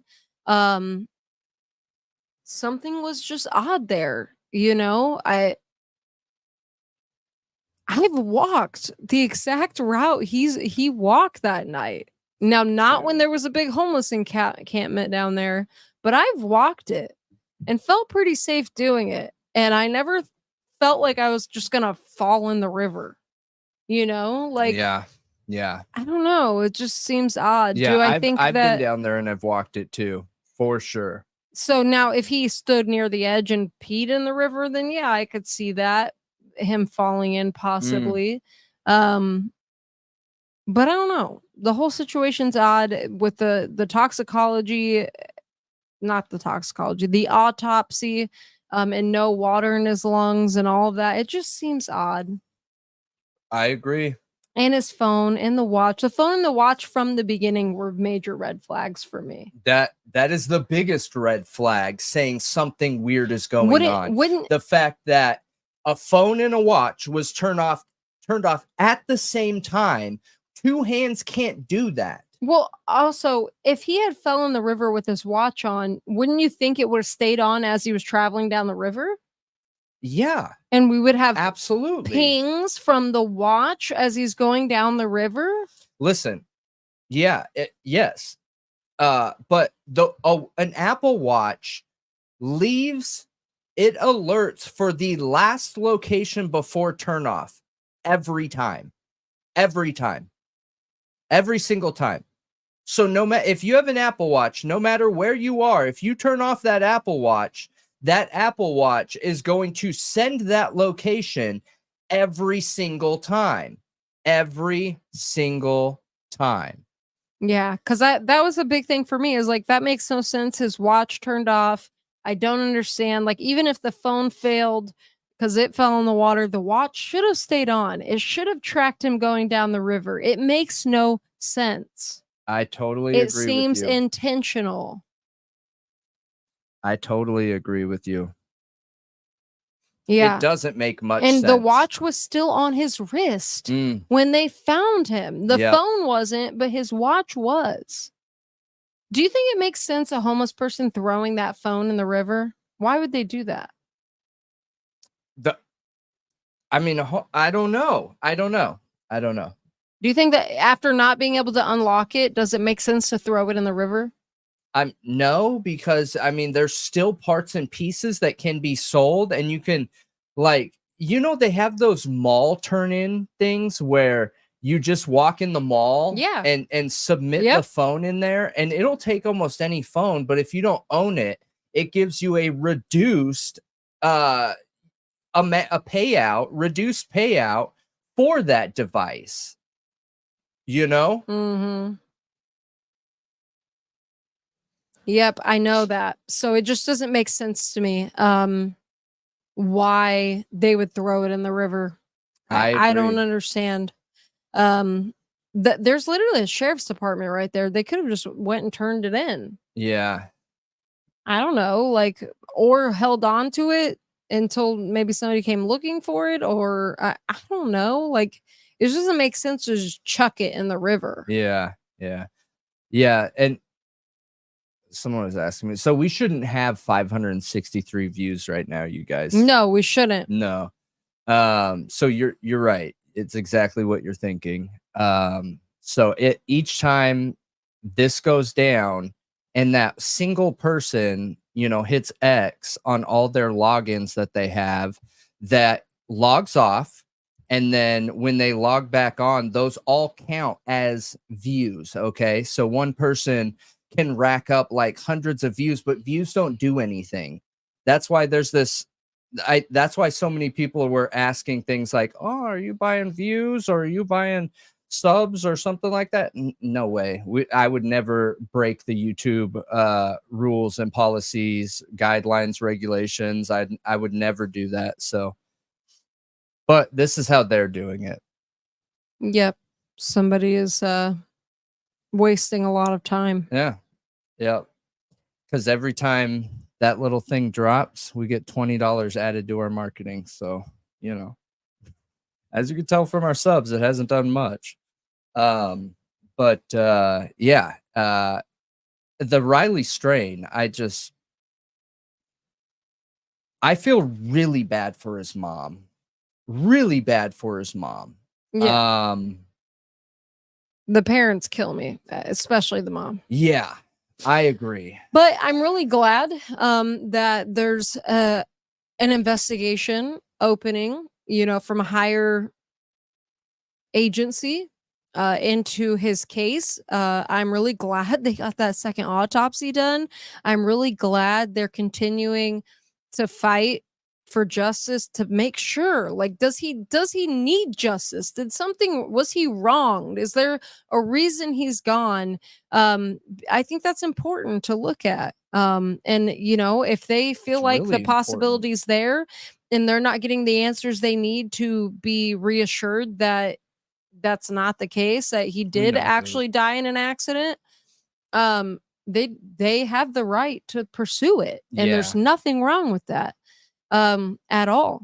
So we'll see what happens with this investigation and keep following the case and updating as we go. Yeah, like that. For anyone else that we're not talking directly to, this dip right there, so 81 to 59, that's roughly like 20 views. So when they log back on, as you see right here, by clicking X and logging back on, that just adds all those views that are pointless. Views mean nothing, you guys, absolutely nothing. But yeah, I'm excited to see where this goes. Have they but yeah, we know who it is.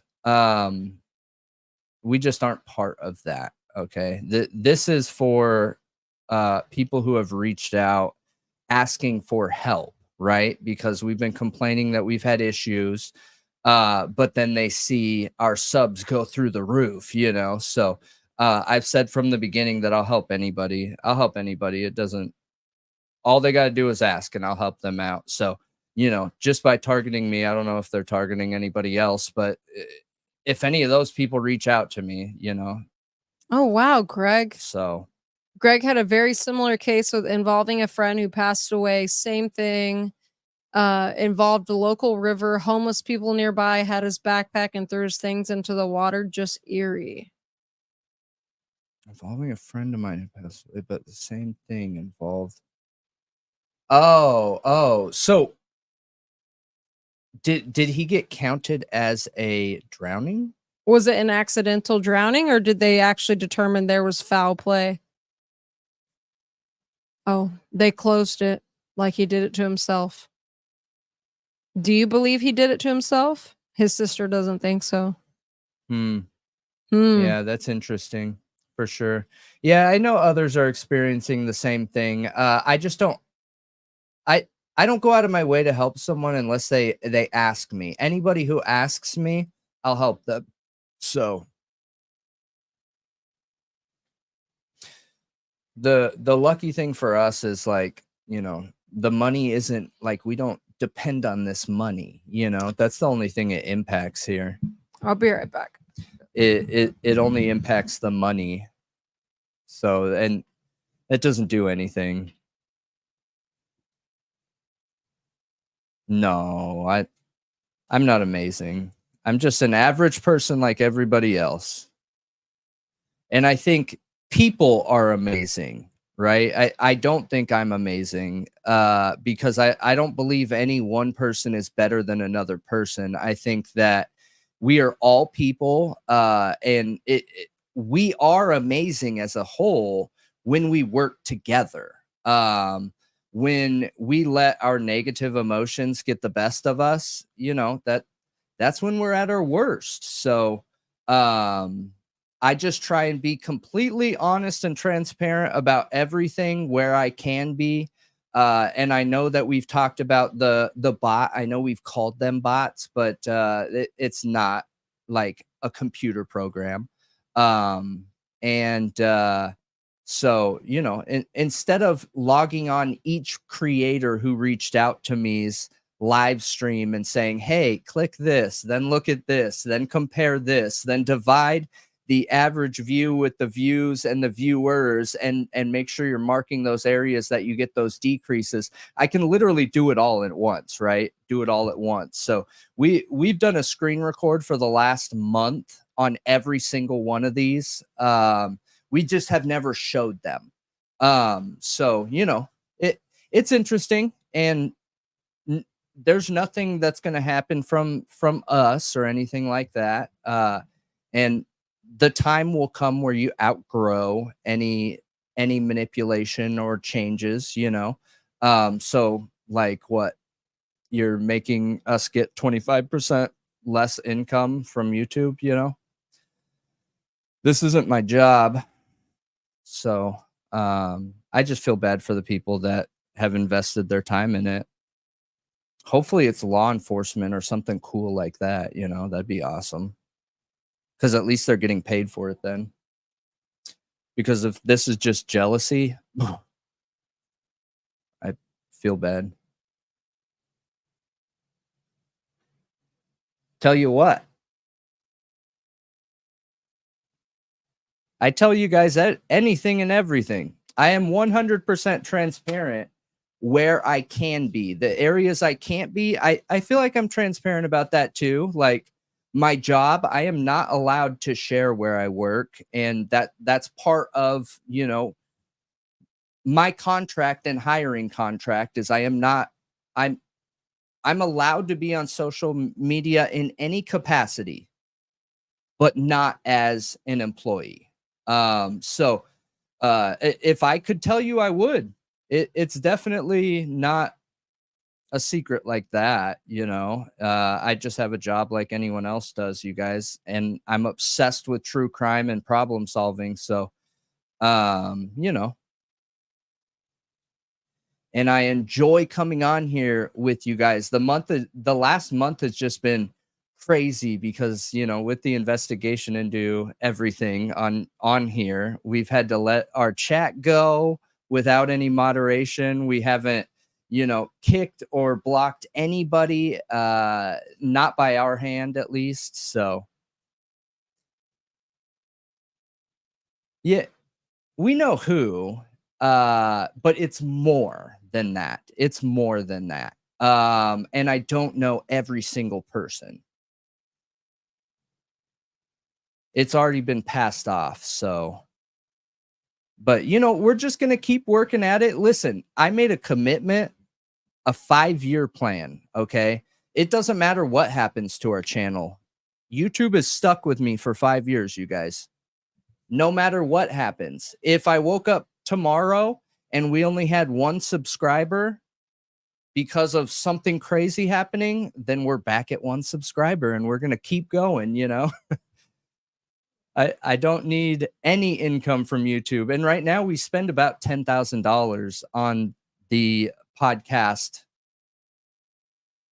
like out of like $10,000, not including whatever comes. So, you know, this means nothing. Whoever's doing this, they're just wasting their time. But yeah, I'm just super stoked to be here with you guys and look into these cases. I just hope this Riley Strain situation. Listen, they wouldn't come out and say that they're going to look into it. The state law enforcement is going to look into it if there wasn't enough information there for them. Yeah, it is. It is. I'm not willing to go into anything else other than that, but it's actually more than one. But the I don't believe the state law enforcement would go into this investigation if there wasn't evidence. If there wasn't evidence. So I personally feel like it's a confirmation. Now, is it an actual factual confirmation? No, it's not.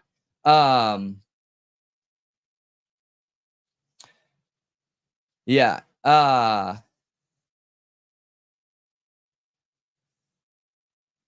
Not a car salesman. I've never sold cars a day in my life.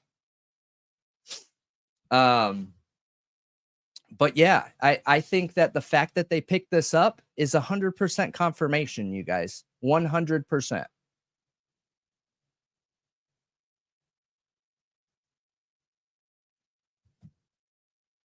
So.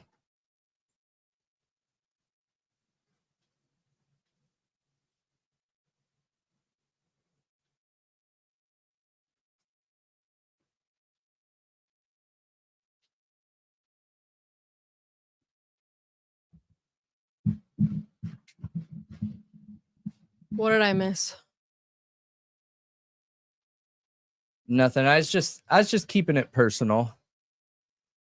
Talking with people. Yeah, car salesmen are a salesman type that can give a bad rap to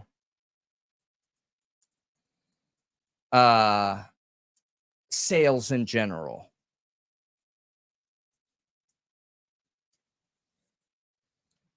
Because whenever I'm selling to people, you guys, I'm honest, 100% honest. So not all car salesmen are, because of the way that car salesmen get paid. Car salesmen get paid by they get paid by increased percentages in APR, which is really shady. That's a really, really shady thing to do to people. To put a salesman out on the sales floor and be like, hey, every percentage in APR that you add to a customer buying a car, we're going to add to the commission of your paycheck. Like, what do you think is going to happen? These salespeople are going to be in a pinch. These salespeople are going to get into a situation where they feel like they're going to have to, increase these percentages. And it creates a really, really crappy situation in buying experience. That's awful, man. And look, sales today is very different than sales was in the 90s, okay? Sales today is just problem solving. It is building a relationship. It is going into wherever you're selling and seeing if whatever you're selling fits that person's needs, you guys. That's it. That's it. And a lot of people think sales is a lot harder than that, or there's more to it than that, and it's not. There is not. Sure, there is a ton of training, and I can't tell you how many hours I've stood in front of a mirror staring at myself, talking to myself to get, my micro expressions and body language down. But it's a lot. Days worth. Days worth for sure. Like, I wouldn't be surprised if I have 100 hours in front of a mirror selling to myself. So it's interesting. It's interesting. So I think the presentation is the most important, not what you're saying or how you're saying it. Because a good salesman is just honest. Just honest. That's it. What you got? Nothing. I was done talking about Riley. Okay. Yeah.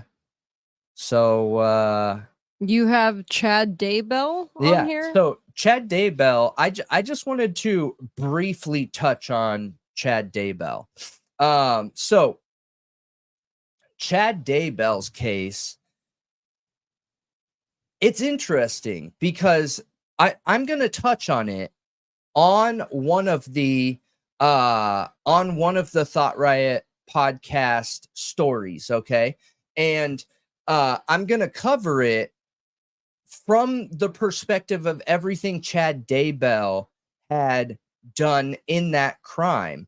When I'm watching the Chad Daybell case, I kind of expect, and this is my bad, I made a mistake in doing this. I expected to see the same thing in the Chad Daybell case that I saw in the Lori Vallow case. Okay. And it's not. Chad Daybell's attorney is actually trying. Yeah. And he's making some okay arguments. Now, I don't think that, and I could do a brief rundown, you guys, but I feel like most people know about the Lori Vallow and Chad Daybell case where, they're convicted of multiple homicides in a religious cult-like weird group that was focused on, sex, money, and power, I guess. Control's a better word, not power. Control. They always wanted to be in control of whatever they were doing and not being tied down or held back. And I think that's why they got rid of their kids. But they also got rid of their own exes as well. So Lori Vallow has already been tried and convicted. We've been waiting forever and a day for the Chad Daybell case to start, and it has. The difference in the defense attorneys are massive, huge. And we're going to get into the details of it on the Thought Riot podcast. But, okay, you know, I think that's good. Yeah, we'll break it down. I saw some people saying that they're not familiar, like Cynthia saying she's not familiar with the Chad Daybell case. I don't remember the exact years and dates on all of it at this moment now, but it was a huge case out of Idaho, where this woman, Lori Vallow, she was married to a man named, it was Charles Vallow, right? That was his first name. I think so. And they had 2 kids. Tylee was hers. JJ, I don't think was her biological child, right? He was adopted, I think. Oh gosh, I'm not 100%. It was, he was, to be honest. but he was a child with like a disability. But you know, that she didn't was seem to matter though in the no, end. it didn't seem to matter, and it was her children, and you know, she was apparently a super good mom according to everybody, up until she lost, like literally went off her rocker with this man Chad Daybell. She met him at some kind of conference. She liked his books and his writings, which were just stuff. Okay, they were just stuff. I mean, he did podcasts. He had some weird ideologies around, you know, God, and you know, they were Mormon, you know, and yeah, she believed she was the second coming of Christ. Yeah, but Chad had these crazy ideas, and she had some, but not like he did. But she loved his book. She loved his books and his little thing, his ideas he had going on. And they ended up having an affair, and then bodies just started piling up in their wake, like her husband, like Chad's wife Tammy, Lori's 2 kids. It was really tragic. They hid that the kids were gone. They were just missing for a long time. They were followed to Hawaii. They went and got married in Hawaii. It's a whole ordeal. We'll give a full rundown when Brendan covers it on the podcast, though. We do have a video where we talked about the case in full, though, actually. Yeah, we do. We have an old video where we talked about it. Yeah. So you can always go find that. It's the Doomsday Couple, I think. Yeah, you're right. Yeah, it is titled The Doomsday Couple. Yeah, yeah, I think that is absolutely what it's titled. It sounds a lot like 8 Passengers. Yeah.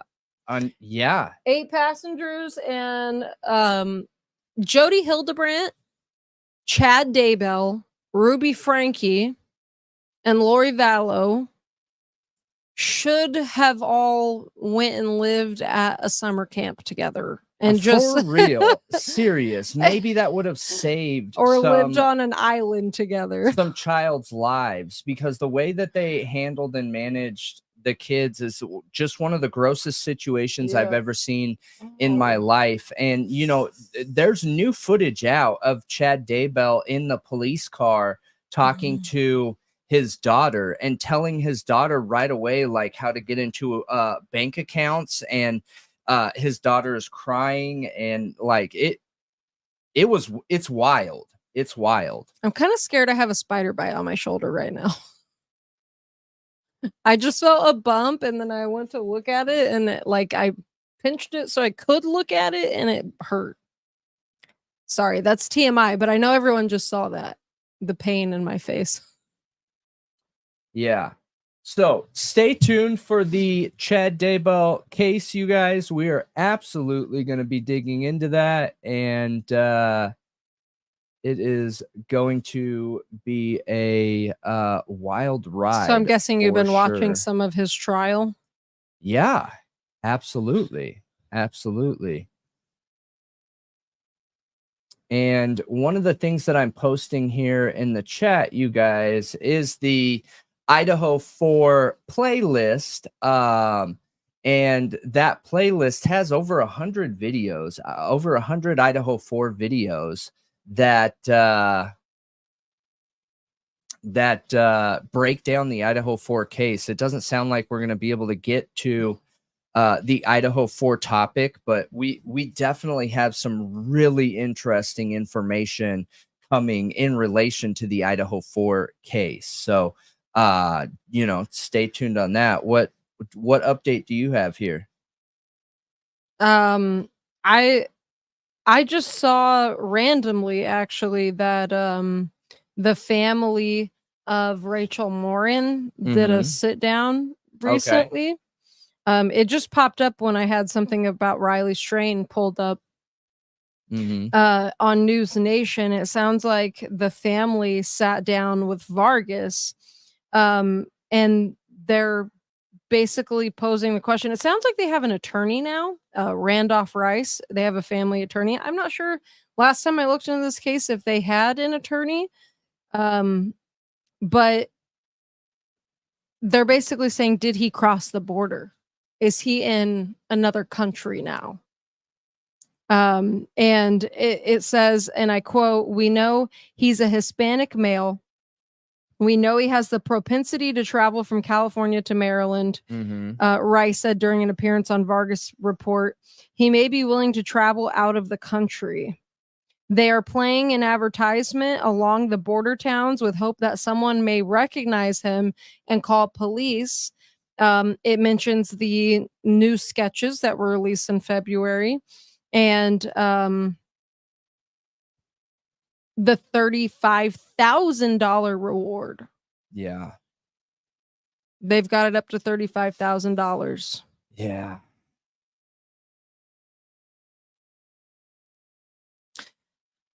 Too bad there's no new updates in the Sebastian Rogers case. I guess we can talk about that for a second. But because that one's important too. And we've been talking about that a lot. Yeah. But Sebastian Rogers, you know, we talked about his mom doing that short little news thing.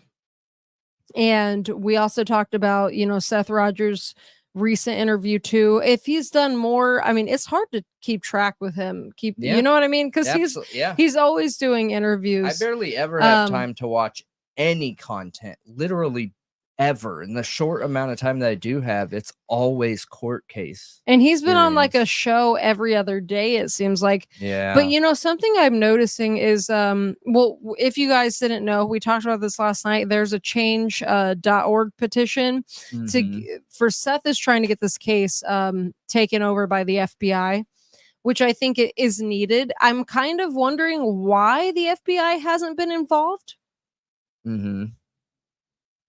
Like usually with missing children, they call in the FBI like right away because the FBI has access to resources. Secret Service has access to resources that local jurisdictions just do not have. Yeah. And when you have a missing child, especially if you're going on a day, 24 hours, 48 hours, you call in the FBI no matter what. It's not worth the risk with a child. So I'm just wondering why the FBI isn't involved. I don't know. I wish I did know. I know he probably wants them to completely take over the case, but I mean, I just haven't heard anything about the FBI doing anything in this case. Nothing. Yeah, I mean, it's not common for the FBI to get involved in any of these cases unless missing children, if they believe there is a possibility that they could have traveled like a pretty substantial distance. Yes, they do at this point. But the problem with Sebastian Rogers is that he's not considered abducted. He's considered a runaway. That is a problem. And that changes whether the FBI is going to get involved or It not. changes the way they handle the case. It does. It does. I don't agree with it. I don't think it's okay. I don't agree with it either. It's I wild. just really, I don't agree with runaway. Like, even No. if a child runs away, they're just as in danger. They are vulnerable. They will get Yeah. picked up by a predator. For sure. And then I just don't understand that. A runaway is in danger. Ye- They may not have been yes. picked up yet, but you have no way of knowing that. You have no idea where they are. You have no idea who's watching them, who's going to stop and pick them up, who's going to see, oh, there's a little kid all by themselves. Like, Yeah. you know how many stories I've heard of, just random stories of people with really hard lives, their parents disowning them, them being on their own for some reason, Yeah. and they are preyed on. Yeah. Because they Yeah. are vulnerable little kids with nobody who cares. Yeah. A kid walking on their own is vulnerable, very vulnerable. So I just don't agree with runaway status, period. I don't think it should be a thing. If a I kid is also agree missing, with that. a kid is missing. And everything needs to be done to find that child, whether you Mhm. think they're abducted or not. Shouldn't matter. It's ridiculous. Yeah. Law enforcement does need social media to crack cases. They absolutely do. They need the people to care. They need the do. tips. They need them. Even though Yeah. they want to act like they, hate social media. Yeah. They ask when they're trying to figure something out, and as soon as they get that information, they're like, no, they're so bad. Social media awful. Just don't ever be on social media ever or listen to anything. Don't speculate at all. Right. Don't even think outside of what we said you're allowed to Right. think. And then For our real. our show's out here literally telling you to do the exact Right. opposite. I know. Yep. Yeah. Do the exact opposite of what they tell you to do. Yeah. That's always been me, though. Yeah.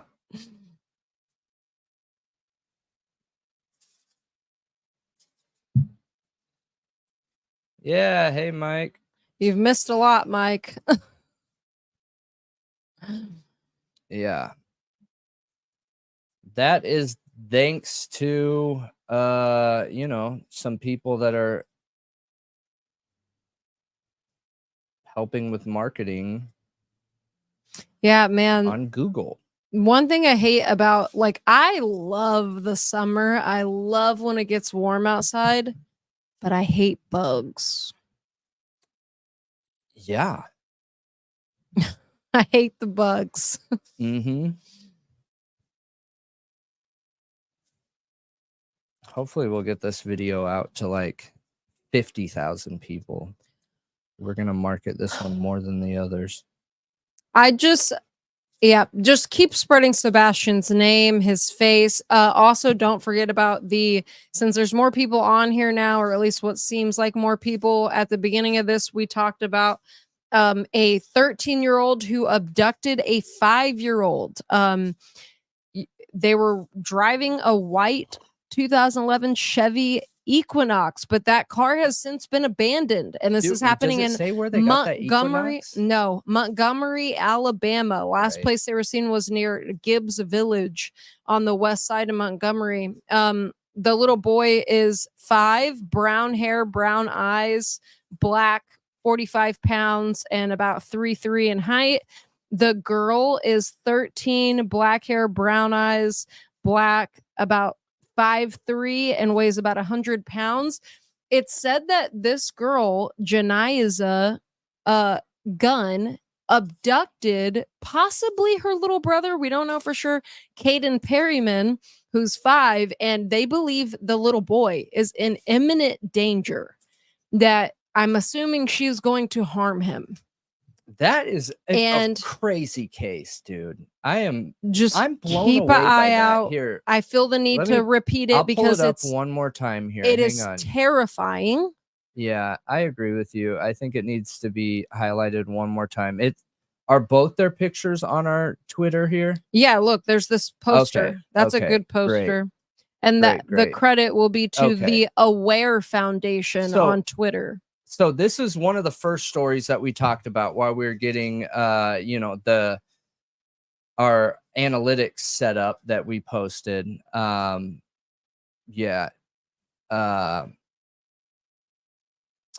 But this case here, so this 13-year-old girl on the right-hand side, or it might be your guys' left-hand side, Yeah, it might be flipped. it abducted. I don't know if you would call it an abduction. Yes, but she abducted him in a car. So they don't know who. They're saying so she was driving the car. The boy and the family don't know her. Well, Like have supposedly- no connections. we to don't. her? I don't know. You're asking me these questions. I don't know. These details aren't Right, out. right. It's So I being- know it would be classified as an abduction, but it's very different for a cousin to abduct a cousin or something They're like that because saying they that- have some kind of connection. You know what I mean? The rumor is that she is his sister, but I don't know. Okay, that's what I was looking for. I that they said could this be numerous brother and times. sister. Yeah. That's fine, but I'm still clarifying that they could be brother and sister. But what's strange is she, the 13-year-old, is driving the car Yeah. with this. How old is he? 5-year-old. 5-year-old. Like, what? I am blown away. And it makes me wonder, and this is total speculation, you guys, going out on a limb here, right? Total speculation. But is she trying to save him from something? Is this going to end up being a situation like that? Is there some kind of abuse going on? And this is brother and sister, and they're like, you know what? I'm over this. Let's get out of here. Like, what is going to become of this? Because she's 13 and he's 5. I am seeing it more and more that she is I'm his sister. Blown away. That she is his sister, but they're saying he's in imminent danger. Blown away. So it sounds like she's gonna hurt him or something. That's what it sounds like.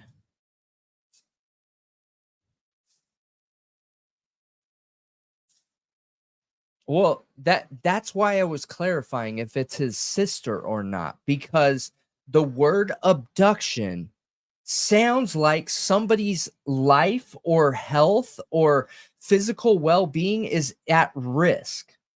You know what I mean? Mhm. And that's very different from a sister taking a brother for who knows what reason, or an unknown 13-year-old that has absolutely no connections to this family or child grabbing a random 5-year-old and going. Like, those are two very different situations, Yeah, you know? And that's what I'm trying to get at there. I get Is what you're I saying. just hope that, you know, it's a best case scenario. And both of them are found. Oh, look. Status canceled They / found them. closed, but there's no update. So Okay. you guys, I'm on this is the website is app.alea.gov. This is like, it says at the top, Alabama Law Enforcement Agency Community Information Center. Mm-hmm. And when you click on active Amber Alerts, it says the status of this Amber Alert is that it's canceled / closed. Okay. But there's no details. So I don't know if I would take this. I don't know if I would take this as officially closed or not. It says closed though. Yeah, but That I would be don't. such a big mistake to make. I agree, but why is it not? Why is there no You know? update? Why is there no update then? Maybe because they're still trying to figure out the story. I don't know. I'm not sure. I am not sure, but What's happening? I don't know. I do not know. Really odd.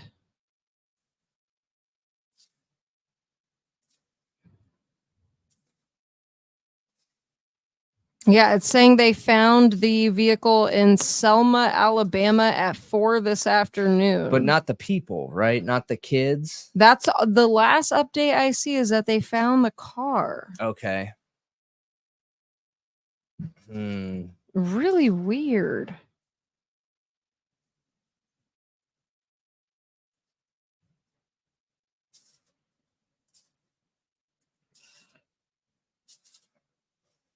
So 2 hours ago, I mean, the last news report is from that I see on here is 2 hours ago. And yeah, it says they're still missing. So I don't know.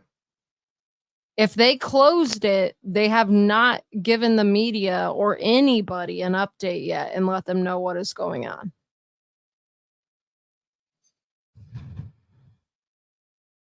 Yeah. Really weird.